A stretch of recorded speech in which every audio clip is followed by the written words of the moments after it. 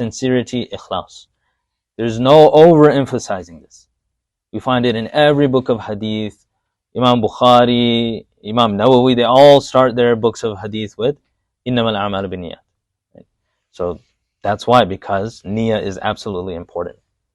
Rasulullah sallallahu alaihi wasallam is reported to have said, he who seeks knowledge so that they may dispute with the foolish people, or so that they may boast among scholars, or in order to turn people's attention towards them, that person will be in the fire.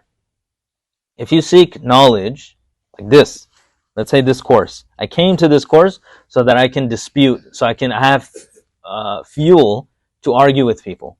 This guy, he argued with me the other week. I'm going to attend this course on hadith. I'm going to be able to argue with him. That person is going to the fire. If someone comes to this course so that they can boast among scholars, you find an alim and you tell the alim, I know what sahih is, I know what this is, I know what that is. So then that is also a reason why this person might be thrown into the fire. Or so that the public, the general people, you can speak in front of them and then they'll be like, wow, this person knows a lot.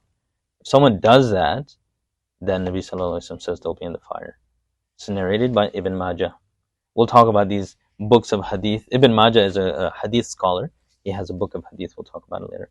Imam Nawawi rahimahullah said in his book Irshad. Irshad is it's the short form of the name of the book. It's actually called Irshad Tullab al-Haqa'iq ila Ma'rifati Sunani Khayri al-Khala'iq. Is the name of the book. I teach the book, alhamdulillah. So Imam Nawawi, he said that's a book on principles of hadith. It's a very popular one. He says, the first thing that is necessary on the students of hadith is the correction of intention and sincerity. They must be cautious that they intend utilizing knowledge for any worldly motive. Be cautious, don't do this. And they must ask Allah subhanahu wa ta'ala for ease and ability. So don't utilize the knowledge of deen so that you can gain any worldly benefit.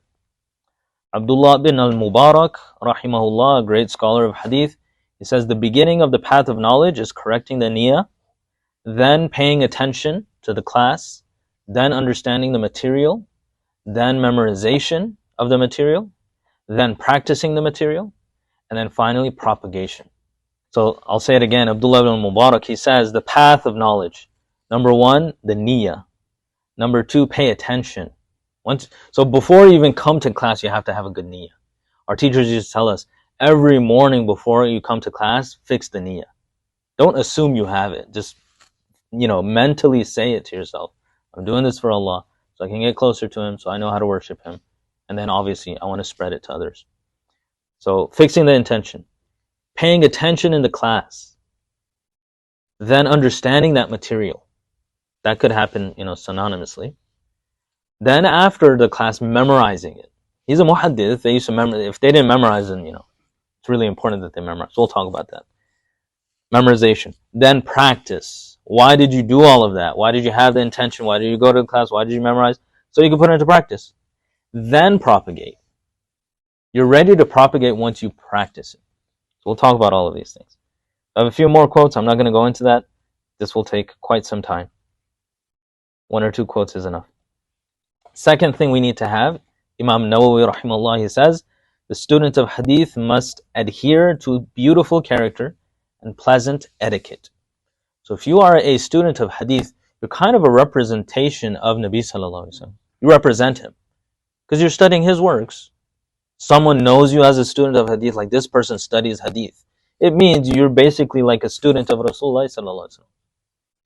And if you display bad character after that, then you're actually, in a way, putting down all the people in that chain of narration who are great scholars. You're putting them down because you're basically displaying to people that, this is their character. Because you're supposed to be a scion of these people. You're supposed to be someone who takes after them. I'll give you a story. Abdullah bin Ahmad bin Hanbal, the son of Imam Ahmad, he heard his father being asked by someone why Imam Ahmad did not hear from the narrator Ibrahim bin Sa'd.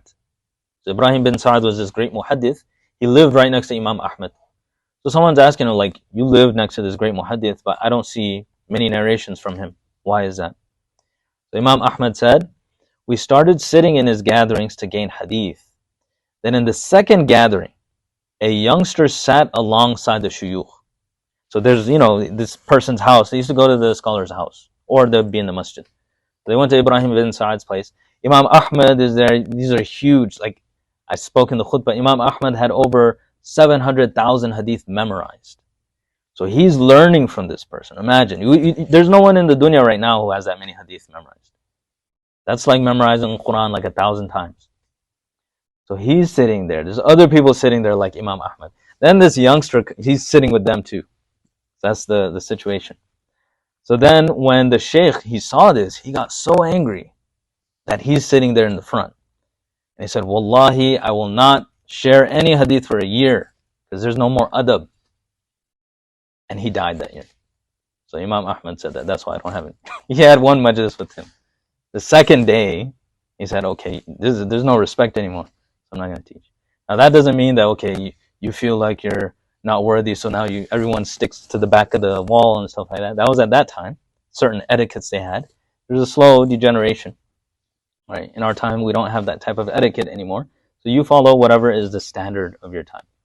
All right, so that's one story there. There was another story. There was this, in another gathering, a youngster came in front of Burhan al-Biqa'i, who's a very famous scholar, and he sat cross-legged. Now, you guys can sit cross-legged. I'm not saying not to. As you can see, I'm not sitting cross-legged. When I get tired, I sit cross-legged. That's fine. There's no problem. I'm not going to say anything. But our teachers would get angry at us. Some of my teachers, if they saw us sitting cross-legged, they would get angry. They would point it out in the middle of class. But it's fine. In today's time, you would expect someone to bring a chair and sit on a chair or bring a sofa in the back, right? So if they're not doing that, then we're all right. Anyway, someone sat cross-legged in his gathering, and he said that you came here to learn hadith, you require etiquette more than hadith. Go back. So he didn't teach him anymore. So whatever the etiquette is of the time, observe those etiquettes. We all know them. Right? You know the etiquettes, like you shouldn't be chewing gum or doing different things. Actually, nowadays, that's we don't really know so much etiquette, but there are certain etiquettes that we have to have in mind.